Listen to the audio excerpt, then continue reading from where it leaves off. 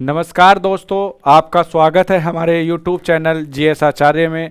जैसा कि हमारी मेंस आंसर राइटिंग प्रोग्राम की सीरीज चल रही है, उसी के तहत आज फिर मैं आपके सामने प्रस्तुत हूं और आपको फिर एक क्वेश्चन आज बेसिक से कराया जाएगा। इस तरह से आंसर आपको इतने कम समय में कहीं पर भी नहीं सिखाए जाएंगे और जब धीरे धीरे आप सीखते रहेंगे तो ये आपकी सफलता में चार चांद लगा देगा और आपको पता भी नहीं चलेगा। जब छोटे छोटे स्टेप से हम चलते हैं तो अपनी मंजिल तक पहुंच जाते हैं। तो फिर वही वीडियो स्टार्ट करने से पहले मैं आपसे बोलूँगा एक बार कि जीएस आचार्य चैनल को आप एक बार सब्सक्राइब जरूर करें। ये मेंस आंसर राइटिंग प्रोग्राम आपका चल रहा है और इसके तहत आज हम जो क्वेश्चन लेंगे वो रहेगा जय जवान जय किसान नारे के उद्भव और महत्ता। हमें क्या करना है, जब क्वेश्चन हम पढ़ते हैं तो उसमें कुछ की पॉइंट्स पर ध्यान देना होता है। की पॉइंट्स क्या है इसके, कि ये जो नारा है ये तो सभी ने सुना है, लेकिन ये इस नारे का उद्भव यानी ये इसका जन्म क्यों हुआ और इस नारे की क्या महत्ता है, ये दो की पॉइंट इसमें पूछे गए हैं। और फिर इसमें पूछा गया है कि समालोचनात्मक लेख लिखिए। इंग्लिश में भी एक बार मैं आपको रीड कर देता हूं कि right a critical note on the evaluation and significance of the slogan जय जवान जय किसान।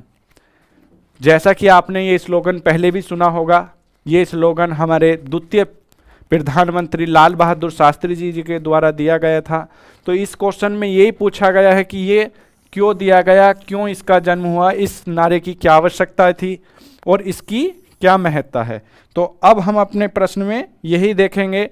सबसे पहले हम इसका एक इंट्रोडक्शन देंगे, भूमिका जिसे हम बोल सकते हैं, भूमिका कहते हैं इसे, या प्रस्तावना भी कह सकते हैं, कि भारत के द्वितीय प्रधानमंत्री लाल बहादुर शास्त्री जी द्वारा यह नारा सन 1965, बहुत इम्पोर्टेंट ईयर है भारत के इतिहास में, आज़ादी के बाद के भारत के इतिहास में, और नारा दिया गया था जब 1962 के चीन युद्ध से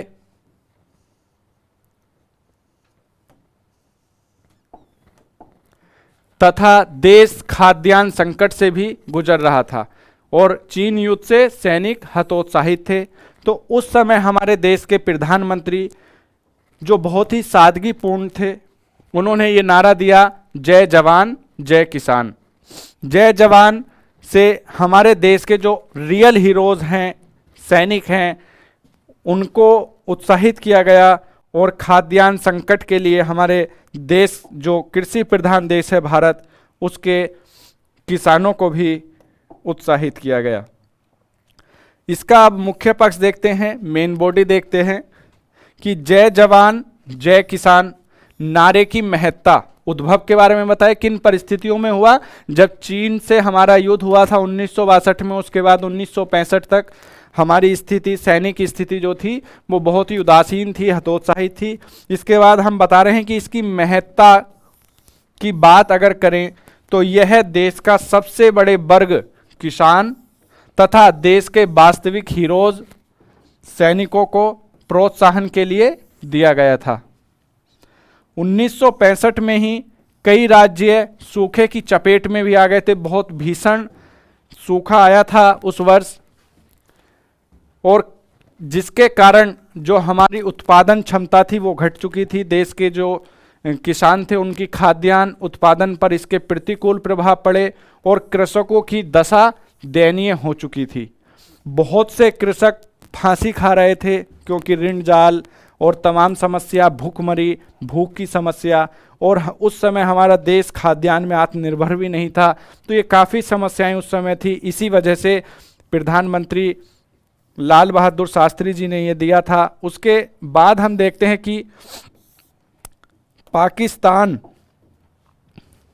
पाकिस्तान ने इस समय का फायदा उठाते हुए देखा कि इस समय भारत की स्थिति जो है वो कमज़ोर हो रही है, तो इसी समय भारत पर आक्रमण कर दिया जाए।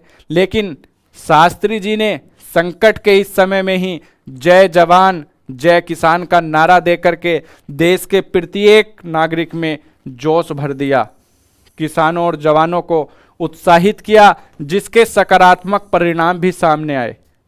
इस नारे के जो परिणाम हैं, जो इसकी महत्ता है, उसके विषय में हम बताएंगे कि देश की खाद्य समस्या से निपटने के लिए इसी समय में जो हरित क्रांति का बीज बोया गया, जो एम.एस. स्वामीनाथन के द्वारा, जिनको भारत के अंदर हरित क्रांति का जनक कहा जाता है, वो भी 1965 की ही घटना है।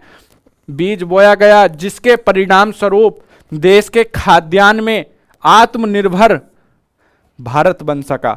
भारत को पहले विदेशों से खाद्यान्न मंगाना पड़ता था और इस हरित क्रांति की वजह से हमारा देश खाद्यान्न में आत्मनिर्भर बना। देश की सैन्य व्यवस्था को और मजबूती प्रदान की गई तथा सीमा सुरक्षा पर अधिक बल दिया गया। देश की जो सीमाएं थीं उन पर और कड़ी सुरक्षा लगाई गई और वहाँ की जो व्यवस्था है उसको दुरुस्त किया गया। तो इस तरह से हम इसकी मेन बॉडी पर ध्यान देंगे और क्योंकि शब्द सीमा का भी ध्यान रखना है, 10 अंकों का ये हमारा प्रश्न है, यूपीएससी में पूछा गया है। यूपीएससी प्रीवियस ईयर के क्वेश्चन हम देख रहे हैं। अब हम निष्कर्ष पर बात करते हैं कि अतः कहा जा सकता है कि जय जवान जय किसान नारे ने देश के प्रत्येक व्यक्ति को जोश से भरा ही, बल्कि इसके दूरगामी सकारात्मक प्रभाव भी देखने को मिले और अंतर्राष्ट्रीय स्तर पर भी भारत की मजबूती सामने आई। यानी भारत अंतर्राष्ट्रीय स्तर पर भी मजबूती के साथ उभरा। जो देश सोच रहे थे कि भारत की स्थिति खराब है, वह युद्ध हार जाएगा, क्योंकि 1965 में ही पाकिस्तान ने आक्रमण कर दिया था, जैसा कि मैंने आपको बताया। लेकिन इन सभी परिस्थितियों से निकल करके हम एक मजबूत राष्ट्र के रूप में सामने उभरे। तो इसी तरह हम आपके साथ एक ये डिस्कशन करते रहेंगे, क्वेश्चन आंसर डिस्कशन चलता रहेगा।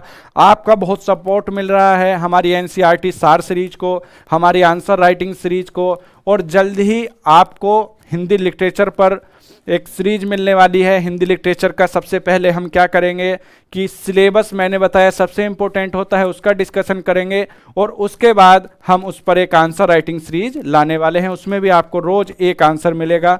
जब आप सारा सिलेबस तो बहुत लोग पढ़ते हैं, लेकिन उस पर जब तक आंसर राइटिंग का काम नहीं होगा तब तक हम उसमें अच्छा नहीं कर सकते। तो इसी को ध्यान में रखते हुए हम अब हिंदी लिटरेचर की आंसर सीरीज भी ला रहे हैं और आपका इसी तरह सपोर्ट मिलता रहेगा तो जल्दी हम आगे निकलेंगे और आपके साथ और भी उत्साह के साथ मेहनत करेंगे। तो वीडियो पूरी देखने के लिए बहुत बहुत धन्यवाद। नमस्कार।